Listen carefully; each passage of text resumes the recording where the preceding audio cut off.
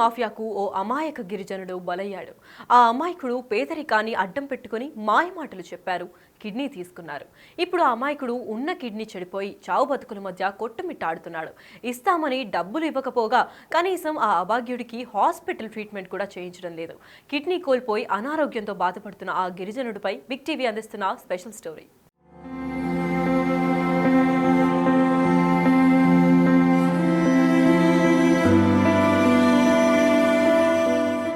మహబూబాబాద్ జిల్లా దరావత్ తండాకు చెందిన చిట్టిబాబుకు పోలెంపల్లి తండాకు చెందిన ఓ వ్యక్తితో గత ఏడాది క్రితం పరిచయం ఏర్పడింది. తాను నిరుపేద జీవనం గడుపుతున్నాను అని, ఏదైనా ఓ పని చూపెట్టాలని చిట్టిబాబు ఆ వ్యక్తిని కోరాడు. మనకు 2 కిడ్నీలు ఉంటాయి, కానీ ఒక కిడ్నీ ఉంటే సరిపోతుంది. మరో కిడ్నీ అమ్మితే డబ్బులు వస్తాయి, ఆరోగ్య సమస్యలు కూడా రావని నమ్మించి హైదరాబాద్లో ఓ ప్రైవేట్ ఆస్పత్రిలో చిట్టిబాబు కిడ్నీ అమ్మేశారు. కిడ్నీకి బదులుగా ఇస్తానని ఒప్పుకున్న డబ్బులు ఏవీ ఇవ్వలేదు. మా మామగారు కిడ్నీ అనేసి కిడ్నాప్ చేసి తీసుకున్నారు.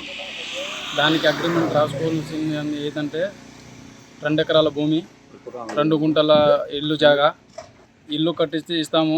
అప్పుడు దాకా ఏదైనా ప్రాబ్లం, హెల్త్ ప్రాబ్లం ఏదైనా ఉంటే పూర్తి బాధ్యత నాది అనేసి అగ్రిమెంట్లో రాయించుకోవడం జరిగింది. అది ఆయనకు హాస్పిటల్కు తరలించడం జరిగింది హెల్త్ ప్రాబ్లంగా. దానికి పైసలు అవసరం అనేసి వాళ్ళ అల్లుడు ఫోన్ చేశాడు. ఫోన్ చేస్తే ఫోన్ వీళ్ళు లిఫ్ట్ చేయలేక, వాళ్ళు లిఫ్ట్ చేయలేక మధ్యలో నేను చూడడం జరిగింది అక్కడ. అయితే పేషెంట్ దగ్గర ఎవరు లేరు. కనీసానికి నేను ఫోన్ చేసి తెలుసుకుంటే నువ్వు ర్యాష్గా మాట్లాడుతున్నావు అది ఇది అనేసి ఏమి నన్ను బెదిరించడం జరిగింది. ఇట్లా వదిలిపెట్టడం అయితే కరెక్ట్ కాదు. వాళ్ళకు న్యాయం జరగాలని కోరుకుంటున్నాను. మధ్యవర్తిగా ఉన్న వ్యక్తి బాధితుడు అయిన చిట్టిబాబుకు 8 లక్షల నగదు, 2 ఎకరాల పొలం, 2 గుంటల స్థలం కొనుగోలు చేసి ఇల్లు కట్టిస్తామని చెప్పి కిడ్నీ ఇవ్వడానికి ఒప్పించారు. కానీ ఆ తర్వాత ఏ ఒక్కటి కూడా ఇవ్వలేదు. ఈ క్రమంలో గత వారం రోజుల క్రితం చిట్టిబాబు అనారోగ్యంతో బాధపడుతూ ఉండగా మహబూబాబాద్ ఏరియా ఆస్పత్రికి తరలించారు. అక్కడి నుండి జిల్లా కేంద్రంలోని పొడుగోటి హాస్పిటల్కు తరలించారు. మళ్లీ తిరిగి నిన్న రాత్రి ఏరియా ఆస్పత్రికి తరలించారు. వైద్యులు కిడ్నీ మార్పిడి జరిగినట్లు నిర్ధారించి వైద్య చికిత్స అందిస్తున్నారు. విషయం తెలుసుకున్న కూతురు రమాదేవి, అల్లుడు నవీన్లు తమకు న్యాయం చెయ్యాలని కురవి పోలీసులకు ఫిర్యాదు చేశారు. మాకు తెలియకుండా మాయమాటలు చెప్పి మా నాన్న కిడ్నీ అమ్మేశారని, ప్రస్తుతం ప్రాణాపాయ స్థితిలో ఉన్నాడని తమకు న్యాయం చెయ్యాలని కోరుతున్నారు. అయితే ఈ కిడ్నీ ముఠా వెనుక ఎవరున్నారు? ఎన్ని సంవత్సరాలుగా ఈ మాఫియా జరుగుతుంది?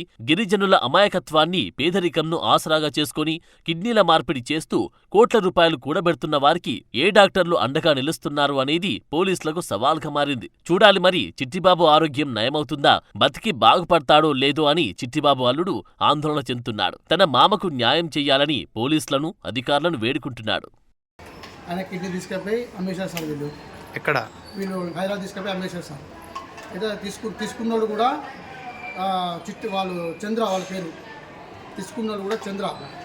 అయితే నాకు మా వీళ్ళకి 2 ఎకరాలు పొలం ఇస్తా అని చెప్పి 2 ఎకరాలు పొలం ఇస్తా అని చెప్పి 40 గొర్రెలు ఇస్తా అని చెప్పి ఇంటి అడుగు ఇస్తా అని చెప్పి తీసుకెళ్ళి వాళ్ళకి మాయమాటలు చెప్పారు sir.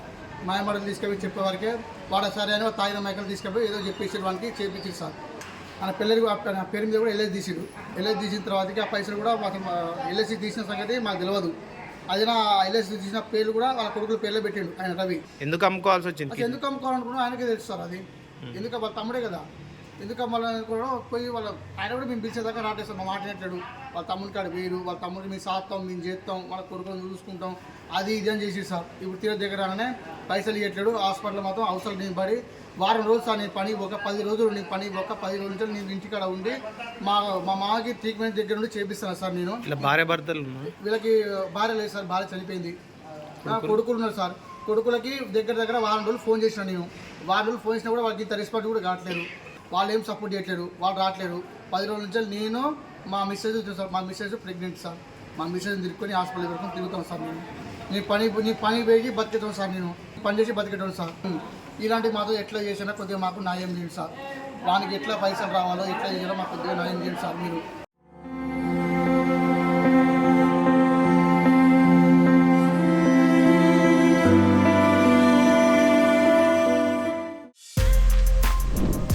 For more videos like this, subscribe Big TV channel.